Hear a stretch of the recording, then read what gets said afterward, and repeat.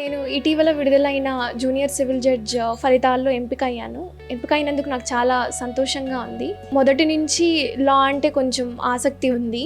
అందుకని దామోదరం సంజీవయ్య నేషనల్ లా యూనివర్సిటీలో graduation complete చేశాను. అయిపోయిన వెంటనే నాకు పబ్లిక్ సర్వీసెస్ అంటే కొంచెం ఇంట్రెస్ట్ ఉంది.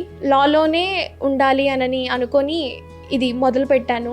నాకు ఇండిపెండెంట్ కెరియర్ చాలా ఇంపార్టెంట్. అలానే నా వృత్తి ద్వారా నాకే కాకుండా ఇతరులకు కూడా సహాయపడాలి, ఏదో విధంగా సేవ చేయాలి అన్న ఉద్దేశం ఉంది. అందుకే న్యాయరంగంలో జడ్జి పదవి అనేది సేవ చేయడానికి ఒక పెద్ద వేదిక అని భావించి జడ్జి అవ్వాలని నిర్ణయించుకున్నాను. నా గ్రాడ్యుయేషన్ అయిపోయిన వెంటనే నోటిఫికేషన్ వచ్చింది, రాశాను.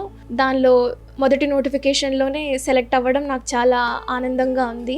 కంటిన్యూస్గా రోజు క్రమశిక్షణతో ఏ రోజు వదలకుండా చదువుకున్నాను. నేను రోజుకి ఇన్ని గంటలు చదివానని మాత్రం నేను చెప్పను, కానీ చదివినంత సమయం మాత్రం చాలా కాన్సన్ట్రేషన్తో చదివేదాన్ని. నాకు దామోదరం సంజీవయ్య నేషనల్ లా యూనివర్సిటీలో ఒక సబ్జెక్ట్లో గోల్డ్ మెడల్ కూడా వచ్చింది.